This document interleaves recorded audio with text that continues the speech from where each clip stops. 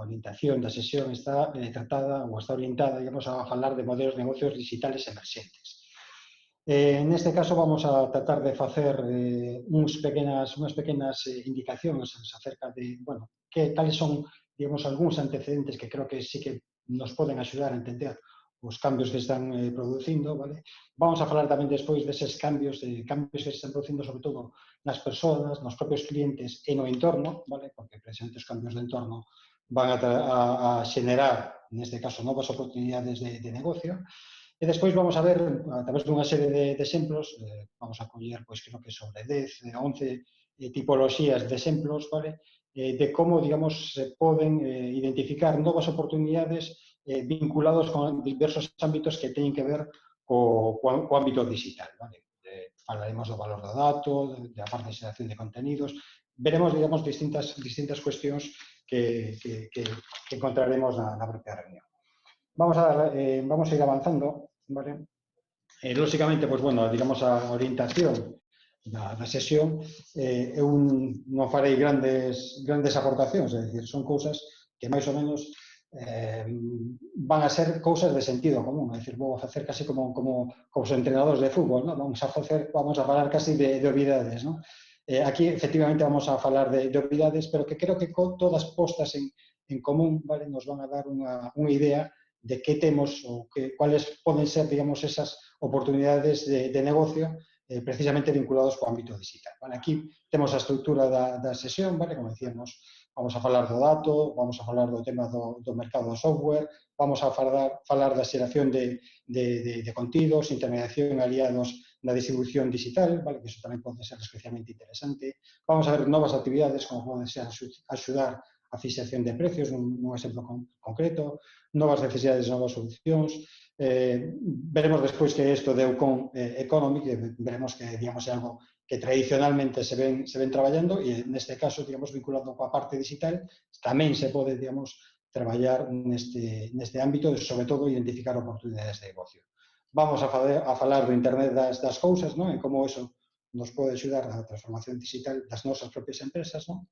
Vamos a falar do tema de traballo, vamos a falar de robótica e vamos a falar de inteligencia artificial.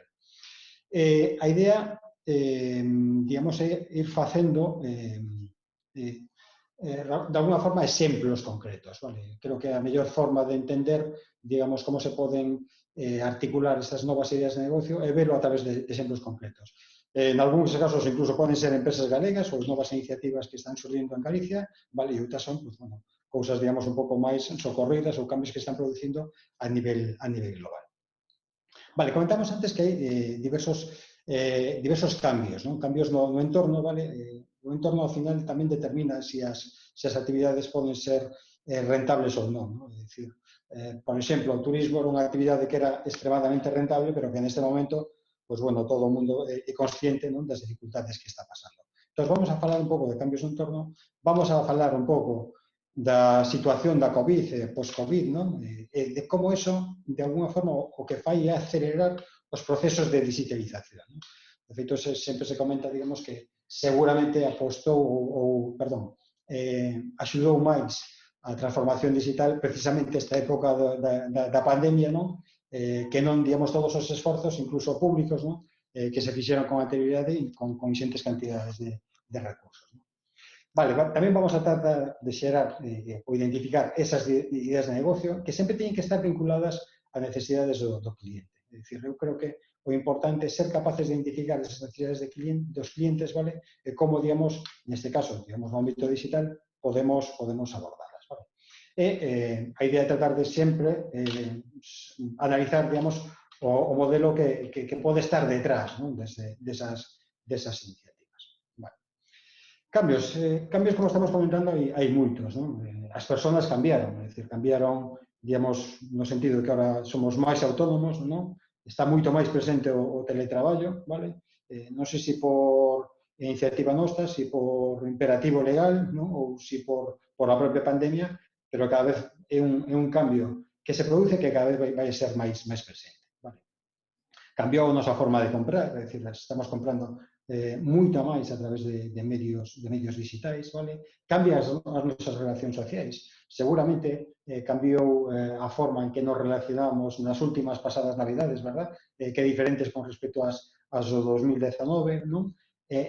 Cambian, digamos, como nos relacionamos cos amigos, non? É dicir, bueno, pois, temas que estiveron como moi vixentes no período de confinamento, pero que despois, de alguna forma, siguen todavía funcionando, non? As típicas cervezas virtuais cos amigos, non? Ou os vermús virtuais co resto da familia. É dicir, son cousas que de alguna forma están cambiando, vale? E tamén cambiou o noso modelo de ocio, vale? Tamén, digamos, impulsado nos aspectos digitais. Vale? E todo este aspecto de digitalización, vale? Tamén trae novos riscos. É dicir, que creo que cada vez somos máis conscientes do que o valor da nosa información, do que ceder gratuitamente a nosa información, non?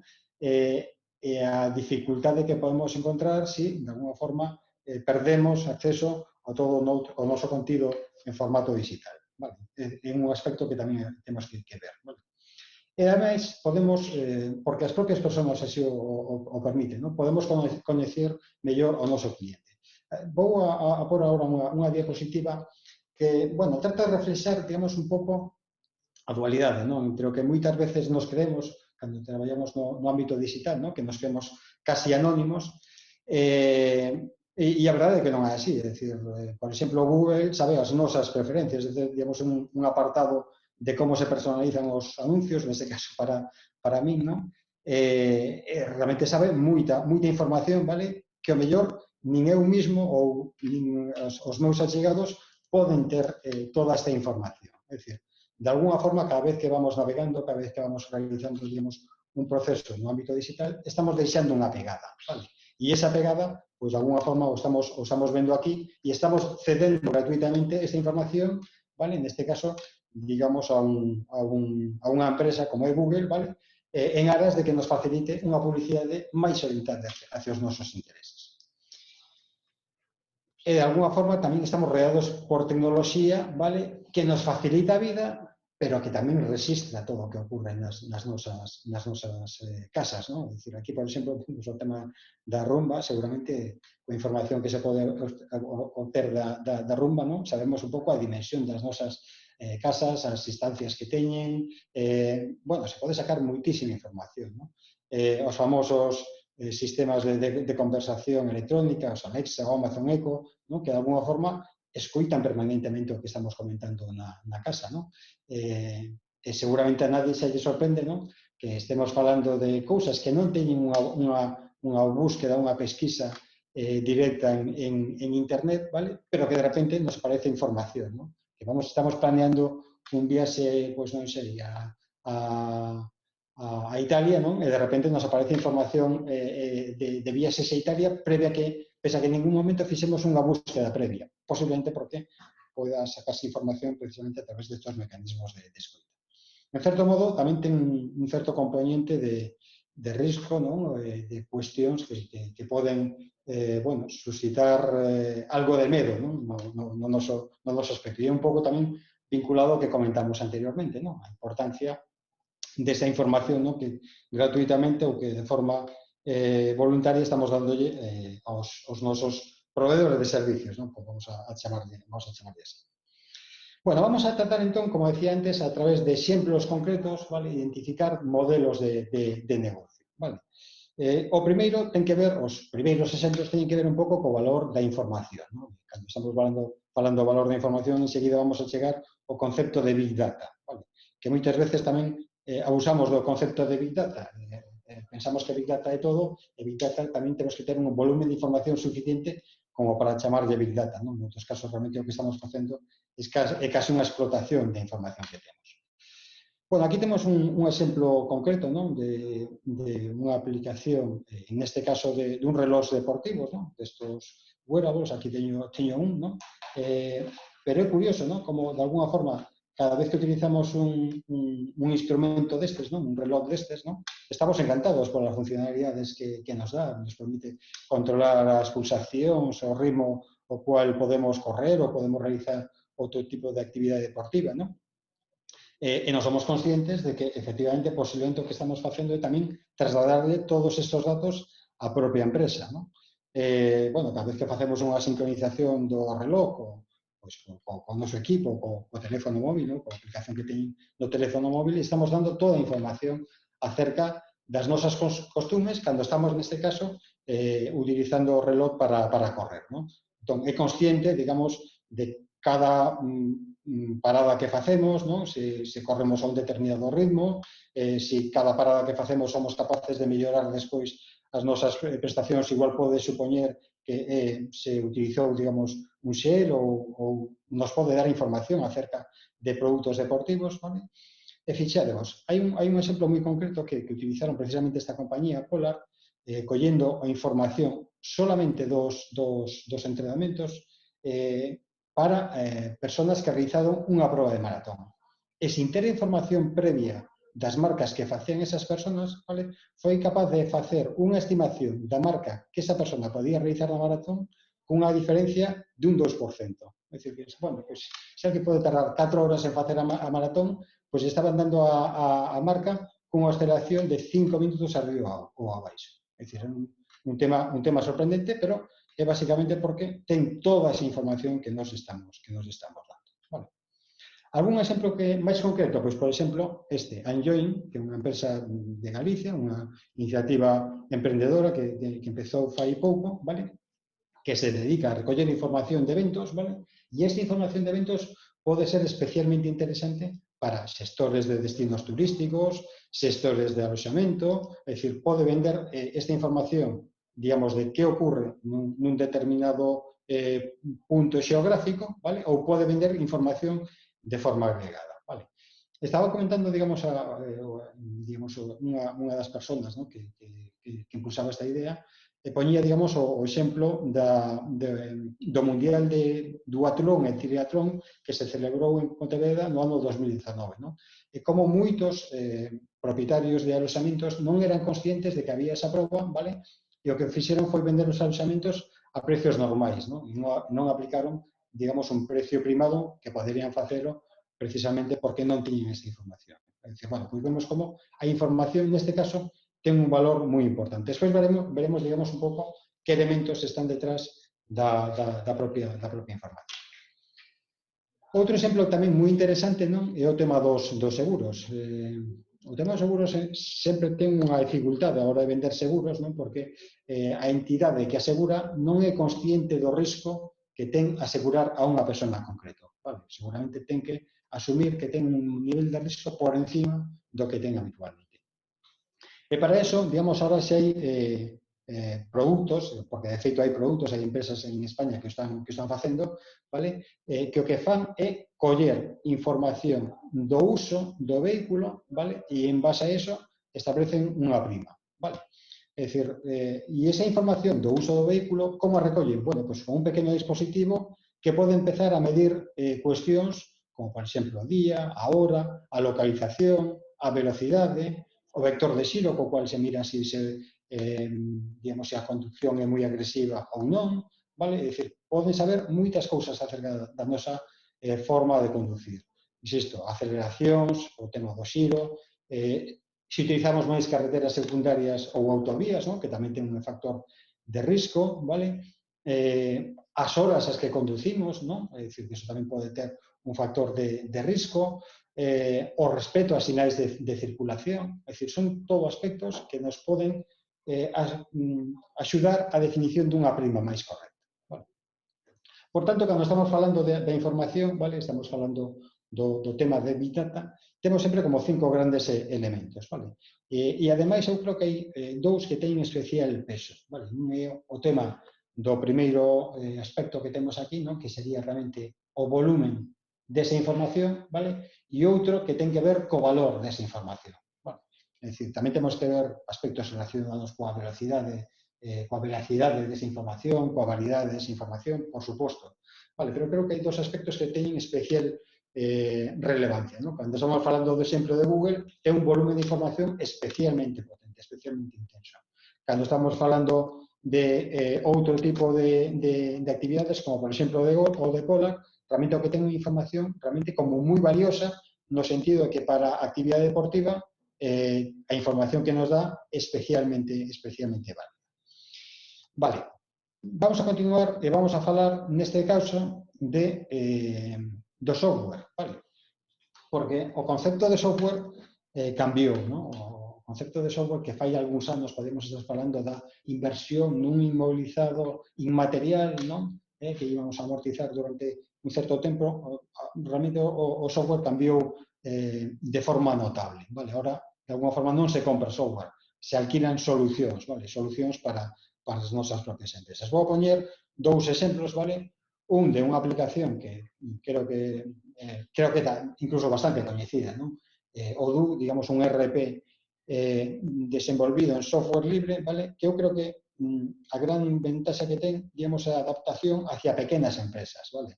Aquí vemos, digamos, un pouco as distintas aplicacións que ten, que serían como módulos dun ERP, vale? Dunha aplicación de xestión empresarial global, vale? Vemos aquí os distintos módulos que ten, que de alguna forma é bastante potente, bastante extenso, vale?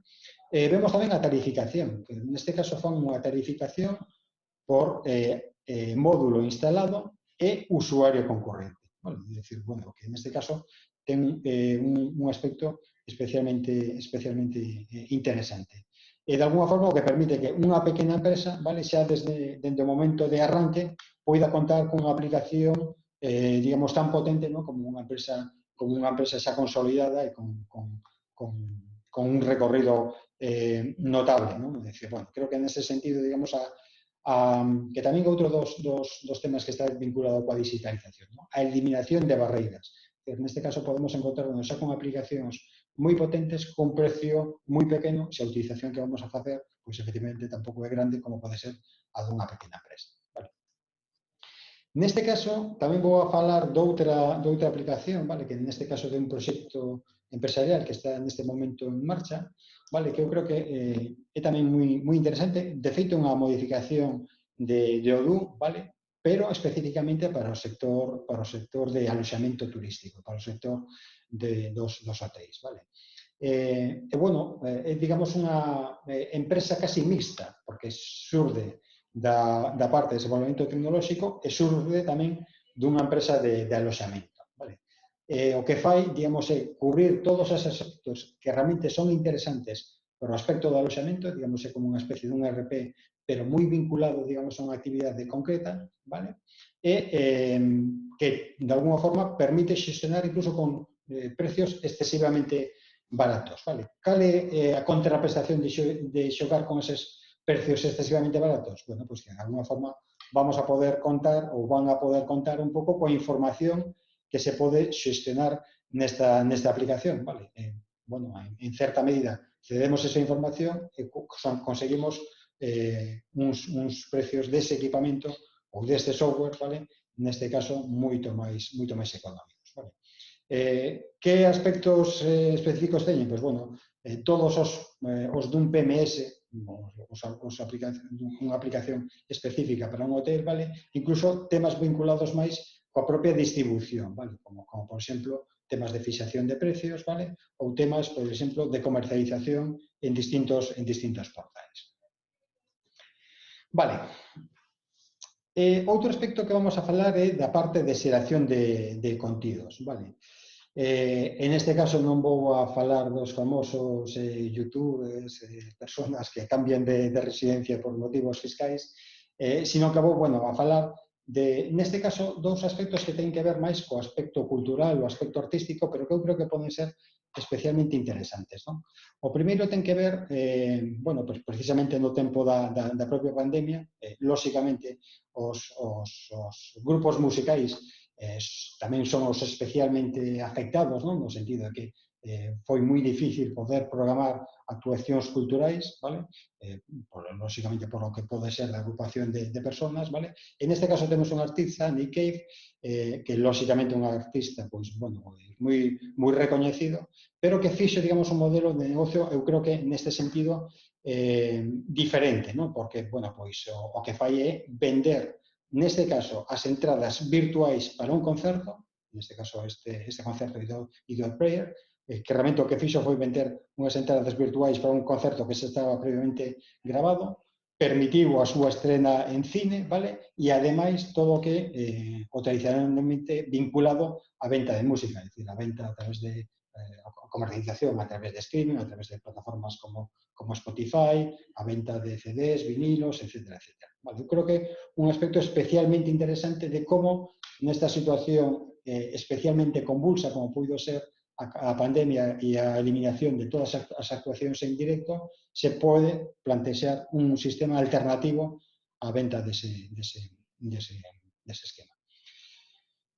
Outro exemplo, que neste caso tamén ten que ver cunha empresa pois tamén moi pequena, vale? Que, bueno, neste caso coñezo, digamos, o inductor desta idea, que é Dubida, digamos, unha empresa que de alguma forma que axuda, digamos, a comercializar, non tanto comercializar, senón a xogar coa comercialización de produtos, vale? E que, sobre todo, aproveitou os erros, vale? Que neste caso pode cometer a xente a hora de buscar un contido. Por exemplo, vou buscar un título dunha canción e me equivoco e meto un erro ortográfico, ou meto un erro, ou porque non sei demasiado ben o inglés, meto un erro na definición ou no título desa canción, ou no título do propio artista, vale? Neste caso, o que fai é gravar covers, é dicir, versións desas cancións por parte de grupos, vale? Que neste caso a ventaxe é que cobran moi pouco diñeiro, o que fai é por, digamos, esa canción como resultado desa búsqueda. Vale? Neste caso, digamos, aproveitando os erros que poden encontrar ou que poden facer as persoas que realizan unha búsqueda dunha canción, está comercializando un tipo de produto. Vale? Bueno, creo que pode ser tamén unha idea interesante, vale? Como unha empresa casi sin capitalización, porque realmente o que fai é bueno, en algún caso, pois, utilizar medios que ni siquiera son propios ou fai, digamos, alquilar un estudio para poder facer as grabacións, vale? E aproveitando, digamos, pois, talentos iniciais, o que fai é xerar este contido, vale? Mais cuestións, máis ideas de negocio, vale? Neste caso vamos a cambiar e vamos a ver temas que teñen que ver coa intermediación, vale? E aliados na distribución digital. E o primeiro exemplo que vou a por tamén ten que ver coa música. Vale? Neste caso, unha páxina que é subidalibre.com, vale? Tamén unha páxina que ten moi pouca capitalización, unha empresa moi pequena, vale? O que fai é, digamos, axudar a talentos que están iniciando a súa carreira a publicar a súa música. Aquí ponen en Spotify, pero non solamente en Spotify. Un montón de portales ou un montón de sitios como Amazon Music, os distintos sitios onde se pode comercializar música, Napster, e neste caso o único que fai é que darse unha porcentaxe dos dereitos que se obteñen desas reproduccións, vale? Co cual, digamos, une os intereses tanto do propio grupo, vale? Que estará interesado en que se visualice, que se obteñan os máximos recursos, cos seus propios, vale? E o que fai é axudar a grupos que seguramente non teñen claro como poder comercializar as súas cancións nun montón de sitios, axuda precisamente a facer ese proceso. Vale? Outro exemplo que ten que ver, neste caso, coa edición digital. Vale? Esta é unha empresa, Bookwire, vale? Esta é unha empresa alemana, pero que ten digamos, sede en España, e realmente o que fan é ser especialistas na comercialización de edicións digitais. Vale? E isto pode ser moi interesante xa non solamente para as empresas de edición tradicional, sino incluso para novas empresas, vale? Que neste caso poden chegar á parte de edición. Por exemplo, empresas tecnolóxicas, vale? Que son capaces de editar un contido ou incluso os propios autores, vale? Que neste caso xa poden ter herramientas a súa disposición para editar ese contido e encargarse eles desa comercialización. Neste caso, digamos, Bookwire o que se encarga é precisamente desa comercialización e polas nas principales medios ou plataformas de comercialización deses instrumentos, vale? E, neste caso, un modelo é moi parecido ao que vimos anteriormente. Eles se le dan unha comisión do 20%. Vale. Vale, vamos a continuar definindo pois tamén novas actividades, neste caso, na fixación de precios. Vale? como estamos falando da fixación de precios? Bueno, pues, por exemplo, neste caso unha empresa, Beyond Price, tamén unha empresa moi pequeniña, vale? Eu estive con eles fai cousa de 2 anos ou así, e creo que eran como 3, 4 personas, vale? E o que fai é axudar, neste caso, por exemplo, os hotéis, a identificar cales deberían ser os precios que deberían ubicar para a comercialización das súas estancias, vale? Que son precios que de alguna forma van a ser variables en momentos de baixa demanda, pois o que fan é baixar esos precios, e en momentos de alta demanda subir esos precios para tratar de maximizar a facturación que se pode obter por parte dos propios hotéis, vale? En este caso, pois, bueno, as empresas que están contando con eles, pois ven como nun ano pois, son capaces de aumentar o 10% da facturación, que é unha cifra realmente moi notable para realmente ter a mesma actividade que teñen. Obviamente non foi así este último ano, porque, bueno, o sector turístico tamén foi dos principalmente afectados coa pandemia. Bueno. Que máis novos modelos de negocio podemos obter? Bueno, pois, por exemplo, novas necesidades que xurden, por exemplo, neste caso na propia pandemia, que derivan novas solucións. Un exemplo concreto, pois, por exemplo, a realización de ferias. É dicir, a realización de ferias realmente se viu interrumpida neste último ano, ¿no? Precisamente porque, bueno, volvemos a contarnos un pouco do mismo, ¿no? A concentración, digamos, de personas nun momento concreto, nun espacio concreto, vale? Neste caso, pois, bueno, unha empresa tamén moi pequena, unha empresa galega, o que fixo foi desenvolver unha solución para feiras virtuais, vale? Tratando de replicar no máis posible, digamos, o que ocurre nunha feira presencial, é dicir, fomentando a interrelación entre personas, fomentando a conversación, non solamente a visita aos propios stands, sino a conversación das distintas personas que poden ter. Aquí vemos, digamos, algunhas capturas de pantalla, pero, bueno, vemos un espacio, digamos, inmersivo, no cual, digamos, a persona se pode ver reflexada a través dun avatar, vale? E incluso permite a posibilidade de personalizar o contido. Xa non somente un stand, vale? Sino que dentro dese stand se pode abrir unha porta e ir hacia, por exemplo, unha zona que sería o hall de un hotel, o hall ou, digamos, unha instalación digamos, dunha fábrica concreta. É dicir, eles poden facer unhas fotos 360 dun espacio, vale? E permitir o acceso especificamente a ese espacio. Co cual, lexos de ser un sucedáneo que podría ser unha feira presencial, vale? O que permite ter un mecanismo que axuda, gracias á tecnoloxía, a vender de outra forma os propios produtos ou os propios servizos. Vale. Vamos a ver outros modelos máis de negocio, vale? Neste caso temos este nome de Outcome Economy, vale? Que parece, digamos, como moi elaborado, pero que de alguna forma o que trate de dar únicamente o que o cliente necesite, vale? E isto se me ocurre que é un símil de toda a vida, non? Que moitas veces o que se fai é precisamente algo moi parecido a isto, non? Se eu vou á charcutería e quero 100 gramos de xamón, non me teño que levar o xamón completo. Eles córtame 100 gramos de xamón, vale? Pois isto, de alguna forma, estamos falando do mismo. Aquí vemos, por exemplo, un aspecto, vale, é dicir, un aspecto, digamos, vinculado co tema da mobilidade, vale? Este é unha empresa que o que se centra é, digamos, o uso do car sharing ou a utilización de vehículos únicamente para os desplazamentos, que é para o que se necesita, vale?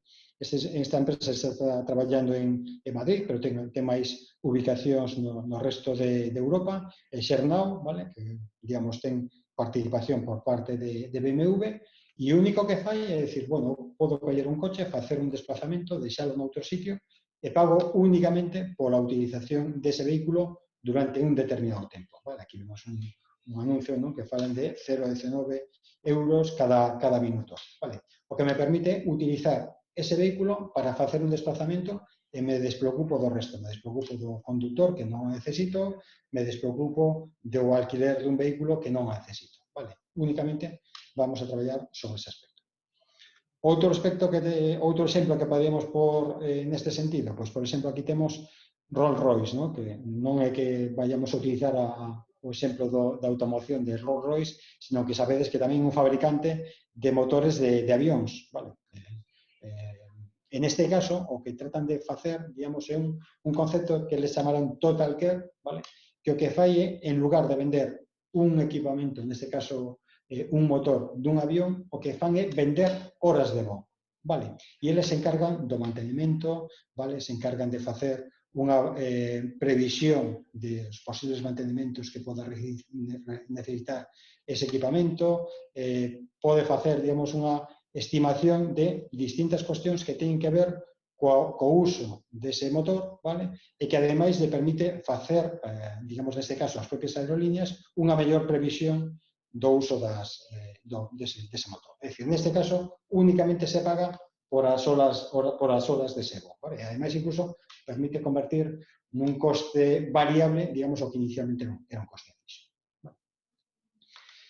Vale, vamos a ver tamén máis exemplos, vale, que neste caso teñen que ver co Internet das cousas, vale? E eu creo que este tamén sí que pode ser un aspecto moi interesante, vale? Moi interesante porque vai a dar opcións a un montón de cambios. Aquí, por exemplo, vemos o tema de previsión, ¿no? de millóns de dispositivos conectados a Internet, vale? Hai quen pon esta cifra de 50 millóns no ano 50.000 millóns, perdón, no ano 2025, vale? Nesta estimación, se fai esos 50.000 millóns de dispositivos conectados no ano 2020, fixademos que neste caso estamos falando de que multiplica por 6 ou por 7, ¿no? A población mundial, vale? É dicir, hai moitas cousas que poden estar conectados, vale? E iso dá opcións a múltiples vías de negocio. Por exemplo, temas das casas conectadas, vale? O tema dos Siri, os dos Alexa, os dos Amazon Echo, vale? Non son máis que elementos que poden axudar nesas casas conectadas e tamén son dispositivos, vale? Pero aquí o que nos permite, pois, facer automatización de tarefas, vale? Permite, por exemplo, encender a calefacción, permite a xestión dos consumos, permite manexos desde o smartphone de cousas que teñen que ver na casa, por exemplo, iluminación, vale? Permiten autonomía tamén para temas de persoas maiores ou permiten interconexión de dispositivos. É dicir, son cuestións que no ámbito doméstico van a permitir un montón de novas actividades. Vale. Temas dos coches conectados tamén vai a permitir un montón de cousas. Aquí temos algún exemplo, vale? Este caso, pues, por exemplo, é collido de Volvo, pero, lóxicamente, pues, non se escapa a nadie que o tema dos coches interconectados vai a ter un montón de proxección nos próximos anos. Vale? Temas de conducción autónoma, temas de mantemento dos propios vehículos, non? E detección precoce de averías, tema de tensión de emerxencias que se poden producir durante os trayectos, información con outros coches ou con cidades que poden dar datos acerca de, por exemplo, o aparcamento, ubicación, información sobre o estado das calzadas, ¿no? O tema das chaves digitais, ¿no? Que neste caso, pues, bueno, o que permite dar unha chave que ten unha certa tempo de vida de utilización. É dicir, pues, bueno, podemos darle unha chave ao noso fillo para que poda utilizar o vehículo, vale, durante un día, unha tarde ou o tempo que nosotros indiquemos. Bueno, van a ser, digamos, aspectos importantes, ¿no?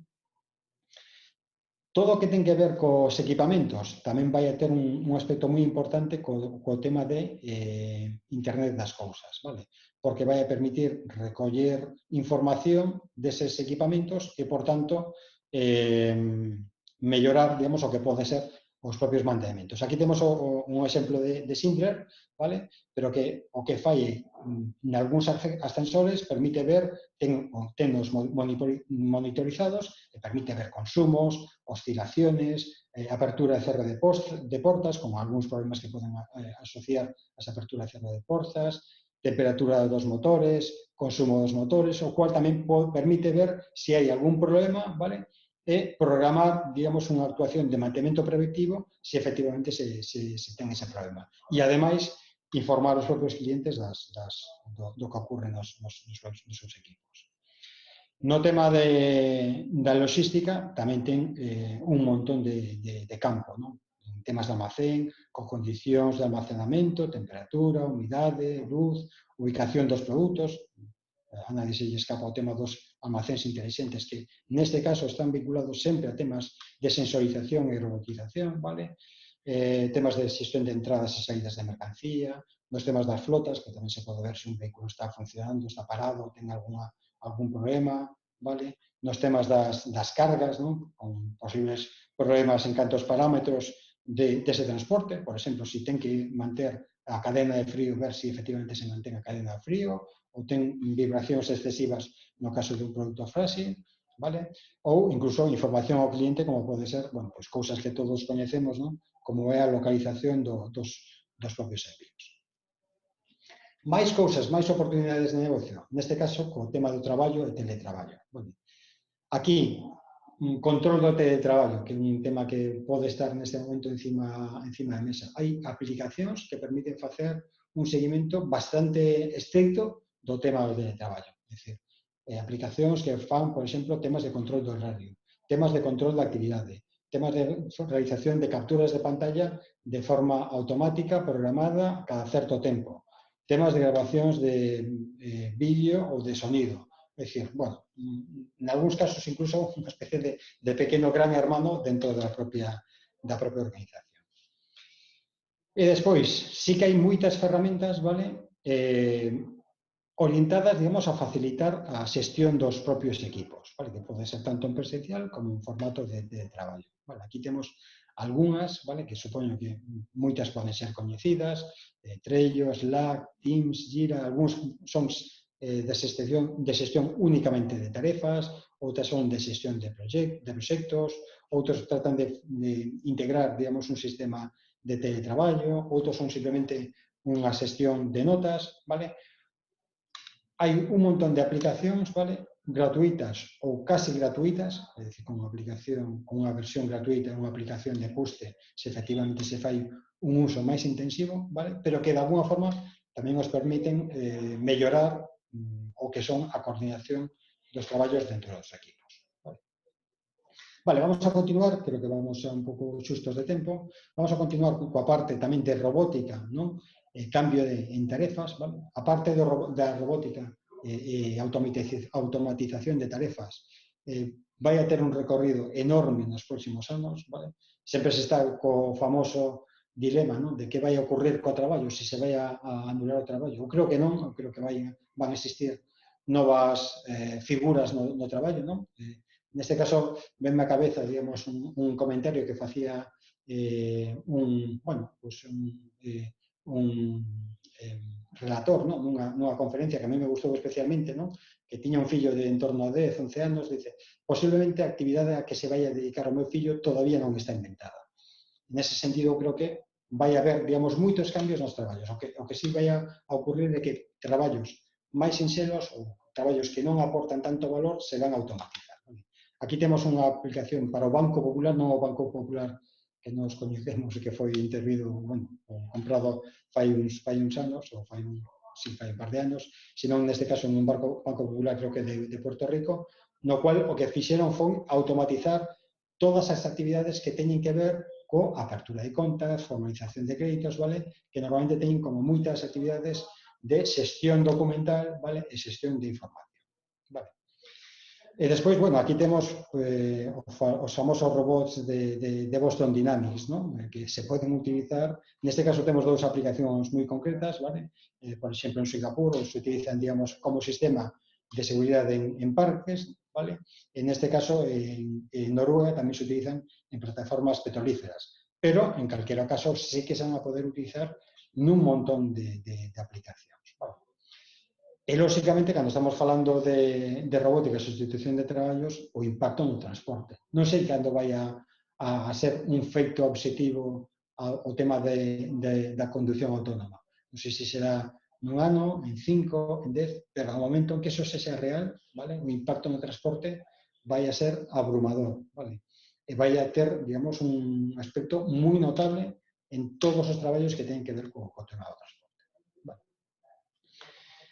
Un último aspecto que ten que ver tamén coa parte de inteligencia artificial, non? Aquí poño dúas películas, non? Que igual poden ser interesantes, non? No caso en que, bueno, incluso se mantén, eu creo que isto é moi interesante para manter algún tipo de debate, non? Sobre hacia onde imos co tema da inteligencia artificial, non?